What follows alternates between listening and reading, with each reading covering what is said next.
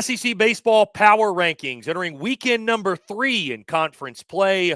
Hello, everyone. I'm Chris Phillips of SEC Unfiltered. Appreciate each and every single one of you tuning in. Make sure you like, subscribe, turn on notifications. Check us out via podcast where we get your podcasts. You can also find us across all social media platforms as well as our website, secunfiltered.com. As always, we are powered by our friends over at FANDUEL. Visit FANDUEL.com/SECU to join today and get started with $200 in bonus bets when you win your first $5 bet. Once again, that's FANDUEL.com/SECU to get $200 in bonus bets today. 2 conference weekends are officially in the books, guys. Believe it or not, we are about to hit the halfway point of the 2025 college baseball season. That being said, these are my latest SEC Baseball Power Rankings as we pull up each of my selections, and we will start at number 16, and a familiar face anchored at the bottom of these rankings.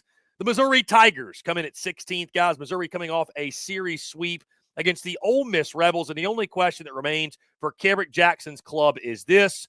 I ask you yet again, over under 3.5 SEC wins for Mizzou. I'm going under. I think this team goes 3-27, although I do love the offense. I think Mizzou has shown in the first 2 SEC weekends they do have a little bit more pop than I expected. But right now, I'm taking the under 3.5. I think the Tigers go 3-27. I think 4 or more is just asking too much, but we shall see. Number 15, guys, I've got the Texas A&M Aggies. Is Texas A&M more talented than where they currently sit in these power rankings? Absolutely. I think we'd all agree with that.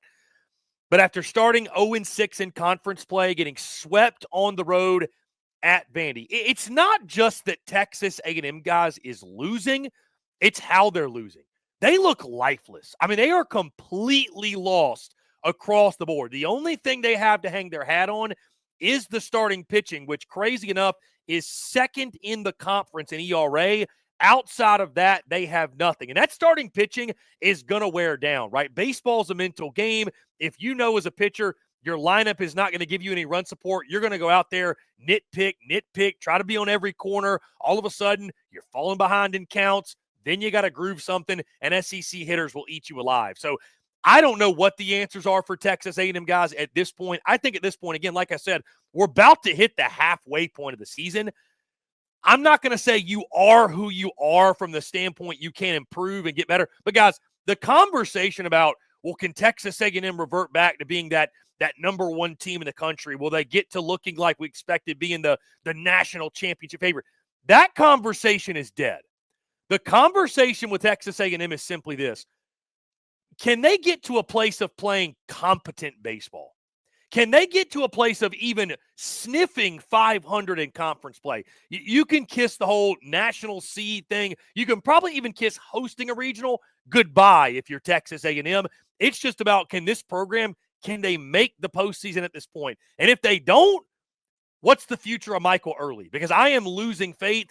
I've essentially lost all faith that Michael Early is the guy there in College Station to lead this program beyond this season. And if they don't make the postseason, his ass should be gone. And I don't think that's even a hot take. Missing the postseason with this group of players, with this talent, is inexcusable. It's an unforgivable sin, and it should be treated that way. Once you know you ain't got the right guy, get his ass out and go get somebody who's worth a damn. That's where I'm at with Michael Early. That's where I'm at with Texas A&M.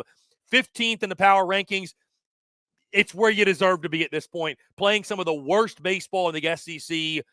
There's never been a more must-win series for a team than what Texas A&M has this weekend when they host Kentucky at Bluebell. Because if you lose that one, you might as well get rid of Michael Early midseason. Guys, at number 14, I've got the South Carolina Gamecocks. They look bad, obviously get swept on the road at Arkansas. Games were not competitive. This is not a very good team. The Palmineri era, they're not going to do anything to him or get rid of him or anything after this season. But, guys, I admittedly was always confused by the hire. I didn't feel confident that this was the right hire to get South Carolina baseball back on a trajectory of, getting closer to what they were in 2010, 2011, 2012. The Ray Tanner years when South Carolina baseball was a top 5 program in all the sport.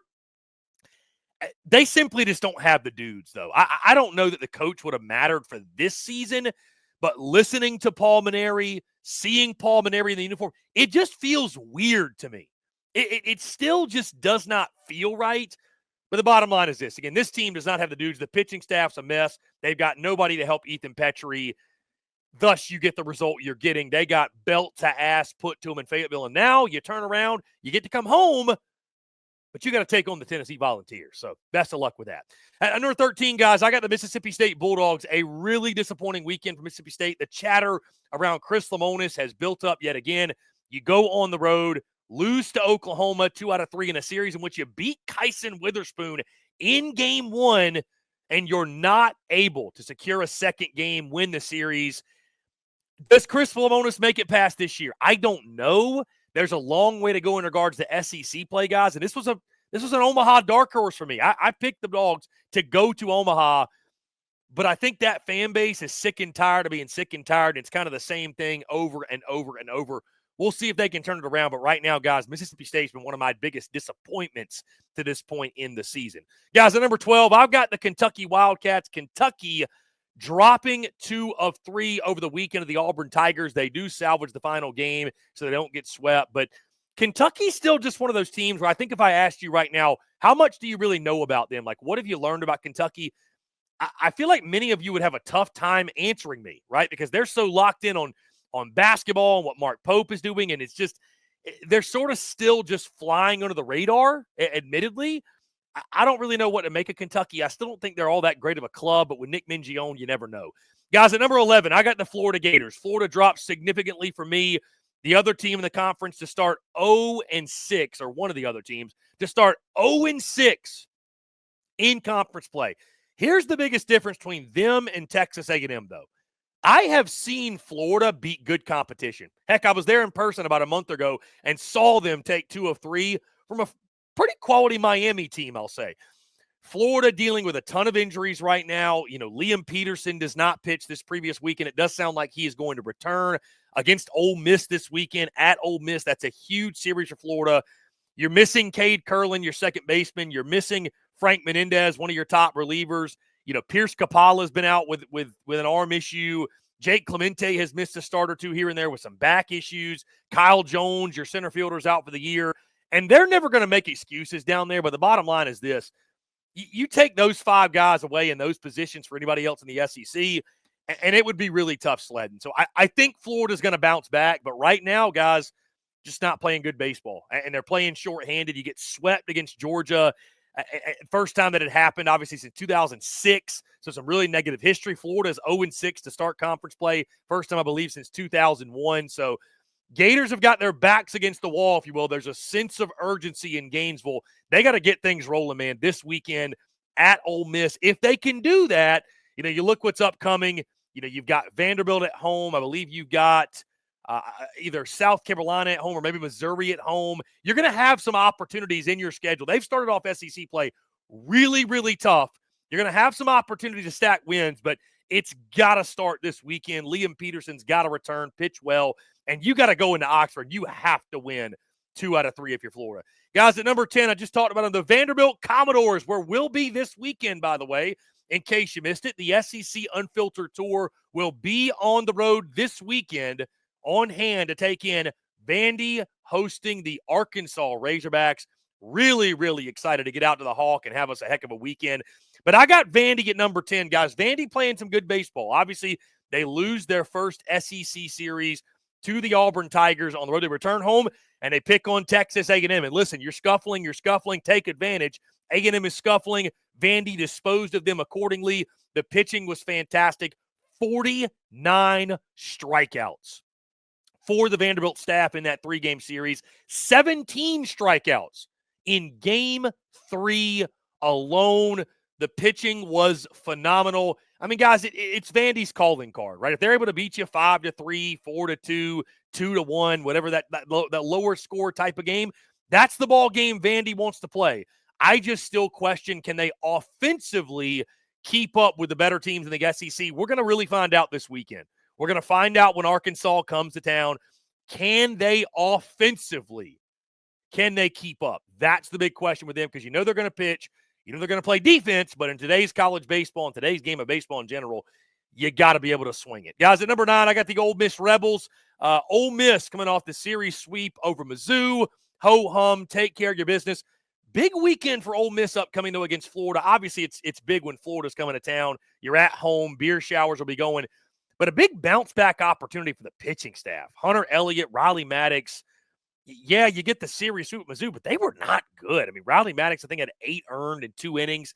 Hunter Elliott, 4 or 5 earned in a few innings. It just wasn't their best from the pitching side of things, so they'll look to bounce back. Can they keep the offensive side going? They swung the heck out of it, 40 runs in 3 games against Mizzou, but got to get the pitching side squared away. Just no excuse for those guys with as much talent as they have to pitch that poorly. Guys, at number 8, I've got the Auburn Tigers. Auburn, yet again, coming off a series victory. Auburn and Butch Thompson's club. Again, this is another one that really stays under the radar, guys. I think Ike Irish hitting a big home run. His return was obviously a very welcome sight against the Kentucky Wildcats. Hits a home run in that Saturday game. You do lose game 3, 6-0, held to just 2 hits, and 2 very close games in games 1 and 2. But I like this Auburn team a lot. This Auburn team, a lot of upside. We know about Cooper McMurray, obviously. Samuel Dutton on Fridays. A lot of fun pieces. Auburn's another one, though, guys. I don't know why they're flying under the radar as much as they are, but it still feels like they are. Huge opportunity for the Tigers this weekend. They travel to Foley Field, take on the Georgia Bulldogs. You talk about making a statement and sending a statement to the rest of the SEC. You go take 2 or 3 this weekend in Athens, and people are going to start paying attention to what Butch Thompson's doing down there on the Plains. At number 7, guys, I've got the Alabama Crimson Tide. They drop a few spots for me, but not many because, again, you lose to the number 1 team in the country, the Tennessee Volunteers. I know they're really disappointed, though, because you win game 1 on your home field. You're thinking to yourself, hey, we got them right where we want them. We got their backs against the wall. We're playing loose. We're good. And Tennessee turns back into Tennessee, and they win games 2 and 3, and you drop the series. Here's the good news, though, guys. Nobody in Tuscaloosa, if you would have asked them before the season, hey, you've got Texas A&M and Tennessee to open conference play, you're going to be 4 and 2 through 2 weekends. There isn't a Bama fan out there that would not have taken that and ran with it if you would have offered that. So that's the bright side if you're Bama. But I think the big question we had going in that Tennessee series, I got a lot of questions of, is Bama for real? Is Bama for real? Bama is a for real good team. Let's go ahead and get that out of the way. Bama is a very good team. They're a team that's going to continue to fight. I think could absolutely host a regional there at the Joe. Are they a great team yet, though? That's what we saw over the weekend. They're not quite there yet. Tennessee, which Tennessee's got more depth than most teams out there, but Bama, they're really, really good. They're not a great team yet. I love this team, though. Rob Vaughn and company, obviously what Justin LeBron does, one of the most exciting players in college baseball. Not the best start for Riley Quick in game 2. You know, he's obviously going to look to bounce back. Alabama with a big series. Now, here you go. Don't let it spill over to this weekend. You got the Oklahoma Sooners. Oklahoma, really high-quality program. They're playing some good baseball. We're about to talk about them in just a second. But I think what you saw, is Alabama legit? Let's stop asking that question because Bama is legit, but are they legit from the standpoint of are they going to win the SEC? Probably not. Are they going to be a national seed? Probably not. But still, a really, really good ball club are the Crimson Tide. And number 6, guys, I just talked about them, the Oklahoma Sooners. They take down Mississippi State 2 out of 3, having great success thus far, off to a 4-2, almost at 5-1, 4-2 start in SEC play. Like I just mentioned, huge opportunity for Oklahoma this weekend as well as they take on the Alabama Crimson Tide. Huge series, absolutely huge series. Guys, we talked about the biggest battle this year in the SEC is going to be that between, I think, kind of the middle of the pack SEC teams, who kind of separates themselves in the top tier versus the middle tier versus the lower middle versus the bottom. This is one of those series where you're kind of fighting for SEC supremacy and where are you on the rungs on the ladder. Oklahoma, though, continues to play great brand of baseball, guys. You know, Kyson Witherspoon, what he's been on Fridays is fantastic, but Easton Carmichael, Jackson Willits, others as well have stepped up for the Sooners. That lineup, love what Skip Johnson's built there. But Norman, again, off to a great start in SEC play, as are both the new members in the conference. And Oklahoma fans, I'm going to give you a little secret here. It's eating up SEC fans how good of a start you are off to, and your counterparts, by the way, your rival are as well. So you can put that feather in your cap. And number 5, guys, I've got the Georgia Bulldogs, the biggest risers for me from last week's power rankings to this week's power rankings. And I can hear the Georgia folks. This isn't high enough. The disrespect continues. Listen, I think what Georgia did over the weekend was phenomenal. I mean, you talk about belt to ass. That really doesn't cover it. Game 1 is obviously close. You hit that big homer in the 9th. You outlast 40. You win 8-7. I mean, games 2 and 3. I mean, I had a Georgia buddy of mine phrase it this way, and I agree with him. It's like watching church league softball. These guys are out here hitting 500-foot bombs, hitting 4 or 5 homers a game. The big question was the pitching staff. I love the move by Wes Johnson to move Brian Curley to the starting rotation. I thought that was a genius move. Paid off major dividends. If Georgia can just get competent starting pitching, just get average starting pitching, they're one of the best teams in the country. And they are absolutely an Omaha caliber ball club. I've got them at 5th right now. I like where I've got Georgia right now. It's just one weekend. Dog fans, hear me out. You keep stacking the wins, you're going to keep moving up. I promise you. It'll take care of itself, but Georgia rises, I think, 5 spots for me since last week. I'll be honest. I was a doubter of the Dogs. I did not think with that pitching staff they could go into Gainesville and win the series, much less sweep. They earned a lot of respect from me. I will own it. I will put my hand up. I was wrong about the Georgia Bulldogs. I ate my crow. I've been eating my crow all week. Happily. Love to see Dog fans fired up for college baseball. I got them at 5 right now. I like that spot. They absolutely, though, could move up as the wins continue to stack. At number 4, guys, I've got the LSU Tigers. LSU drops, obviously, after losing 2 of 3 on the road at Texas. Let's get this out of the way. If you're calling for Jay Johnson's job and you're an LSU fan, or really just anybody in general, but if you're someone calling for Jay Johnson's job, your opinion need not be taken seriously when it comes to college baseball. I just want to throw that out there. I mean, tough weekend on the road at a top 10 opponent. This is another situation. You win game 1, you're feeling really good about it, and just give Texas a lot of credit, man. I think one of the best lineups, they are establishing themselves one of the best lineups in the conference. LSU felt that. And I think there's some things for LSU you saw that, they still got some things to figure out. They've got depth, but it's young depth. You're asking a guy like William Schmidt and some other guys, Kassan Evans, who's been really good, by the way. He's shoved, but I just think you're seeing some pieces for LSU or some younger pieces, some inexperienced pieces. And, you go on the road in the SEC, especially a place like Dish Falk against a top 10 team, you can get hit around a little bit. You can get exposed a little bit. And you're asking guys like Derek Curiel to lead your team. And, hey, there were times he looked like a freshman of the weekend too. So LSU is going to be fine, guys. There is no need to panic in the slightest when it comes to LSU. And I know there was a lot of panic down in the Bayou, LSU fans freaking out. Guys, no great team, no team that's won a College World Series, none of them, no great team has ever gone through an entire season without facing some adversity. This is LSU's adversity. Every single team faces it. It ain't about if you face adversity, because you're going to. It's about how you respond to it. And I think LSU will respond the right way. Big series this weekend for the LSU Tigers, hosting Mississippi State. This is underrated, low-key, one of the best rivalries in college baseball. Listen, there's no need to panic. They lose 2 or 3 to State, though, at the box. You talk about panic down there in the Bayou, they will be unhinged. But LSU, again, no reason to panic. You lost at a really, really good Texas team. Speaking of, number 3 in my rankings, I've got the Texas Longhorns. Guys, I can't say enough good things about Jim Schlossnagle and Max Weiner and Nolan Cain as well, who I think is very underrated, one of the best assistants in the conference. It gets overlooked because of the first 2 I mentioned. Guys, this is why you went out and got your dude. I can take you all the way back to last summer, and it was a very emotional thing that happened, and I said some things about Jim Schlossnagle and the way it went down, and it wasn't, and I'm sure he'd admit it didn't go down great. But this is why Texas went and got him. Just bottom line, the Jim Schlossnagle effect is real. The Max Weiner effect is absolutely real. The pitching staff looks night and day different. Dylan Volantis, Ruger Rojas. You've got weapons on that pitching staff. Jared Spencer leading you off. Didn't have his best stuff in game 1, but still, what Max Weiner has done with that pitching staff. And then, guys, I mean, 2, 3, 4 in the lineup. Texas, to me, has got one of the best lineups in the country. Max Ballou is an absolute stud. I mean, guy was obviously Conference Player of the Year last year in the Big 12. It should be no surprise what he's doing. Ryan Galvan, Jalen Flores, the kid A-Rod, the freshman. I mean, the list just goes on and on of these big-time sluggers they've got.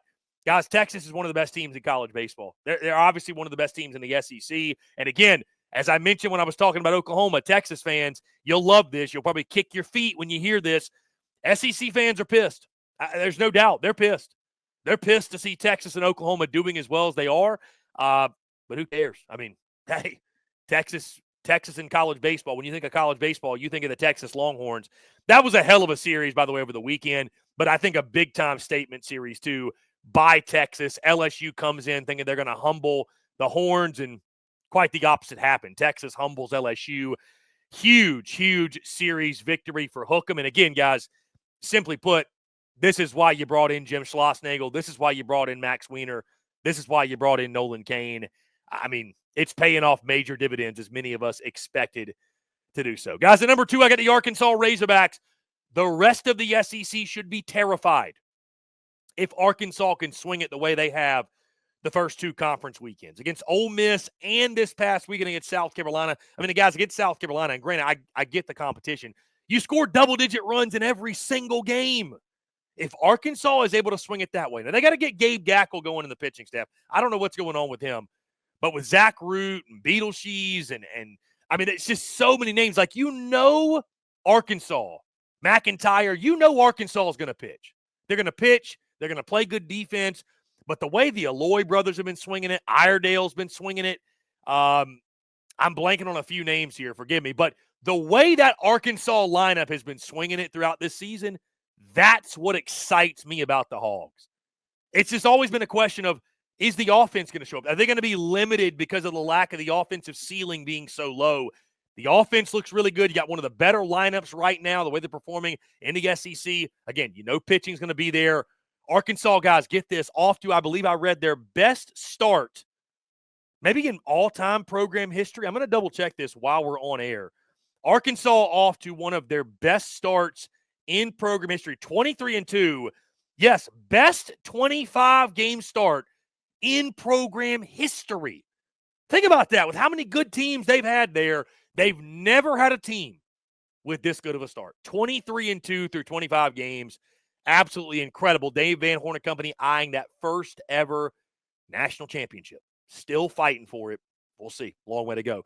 Guys, finally, number 1, I got the Tennessee Volunteers. Everybody was trying to dance on Tennessee's grave or dance on their graves, I should say. Everybody was celebrating when Tennessee lost a week ago today. They lost to East Tennessee State. And guys, I'm going to say the quiet part out loud. I think it goes to show how much of a control Tony Vitello and Tennessee have on the game right now.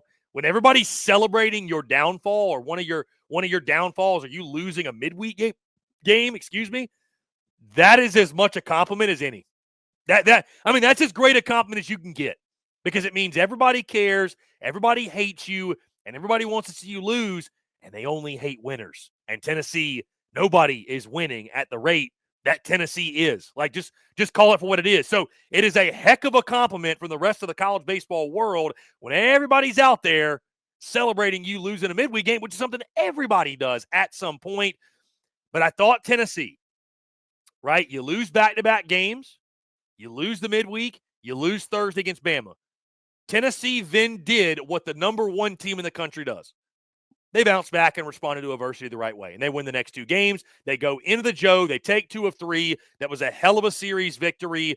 The way Marcus Phillips has been pitching has been phenomenal. Tegan Coons, I mean, I think Tony Vitello is going to keep going the TBD route just to have flexibility in his weekend rotation. But I mean, Tegan Coons is a monster. Tegan Coons is, if he's not the Sunday guy, I don't really know what we're doing, Tony, to be honest with you. I get it. The TBD thing, I get it. But man, Tegan Coons was really, really good in his start. I mean, Liam Doyle, uncharacteristically not great. He's going to bounce back in the lineup. Guys, they went into Tuscaloosa and took 2 or 3 from Bama without Gavin Keelan. They didn't have Gavin Keelan, and they still did it. So this Tennessee team, man, just immense depth, best team in the country still in my mind, the number one team in college baseball, number one in my power rankings. Guys, would love to hear your thoughts. Would love to hear from you. Do you agree with my rankings? Do you disagree? How would you power rank the teams of the SEC entering the third weekend of conference play? Guys, that's going to do all for me. Appreciate each and every single one of you tuning in. Guys, before we get out of here, I do want to tell you about our friends here at FanDuel because, as always, we're brought to you by our friends at FanDuel. This bracket season, FanDuel's letting you make the call because right now, new customers can get $200 in bonus bets when your first $5 bet wins. That's $200 extra bucks to bet on everything from clutch shots to last-second heartbreaks and even who's cutting down the nets. If you've been waiting to join, there's no better time. There's turning action almost every day, and FanDuel has amazing bet types like spreads, totals, game props, and so much more. And guys, we are dropping picks every single day of March Madness. Tail us, fade us, whatever you want to do. Make sure you visit FanDuel.com/SECU and get in on the college hoops action all tourney long. Must be 21 and up and present in select states or 18 and up and present in D.C. First online, real money wager only. $5 first deposit required. Bonus issued as non-withdrawable bonus bets, which expire 7 days after receipt. Restrictions apply. See terms at sportsbook.fanduel.com. FanDuel is offering online sports wagering in Kansas under an agreement with Kansas Star Casino, LLC. Gambling problem? Call 1-800-GAMBLER. Visit FanDuel.com/RG. Call 1-888-789-7777 or visit ccpg.org/chat. In Connecticut, or visit mdgamblinghelp.org in Maryland. Hope is here. Visit gamblinghelplinema.org or call 800-327-5050 for 24/7 support in Massachusetts, or call 1-877-8-HOPE-NY or text HOPE-NY in New York. Guys, once again, would love to hear your thoughts. Do you agree with my rankings? Do you disagree? How would you power rank the teams of the SEC entering conference weekend number 3 on the diamond? Guys, once again, appreciate each and every single one of you tuning in. Make sure you like, subscribe, turn notifications. Check us out via podcast. Where you get your podcast. You can also find us across all social media platforms as well as our website, secunfiltered.com. Until next time, I'm Chris Phillips of SEC Unfiltered. Appreciate each and every single one of you tuning in, and we will catch you on the other side.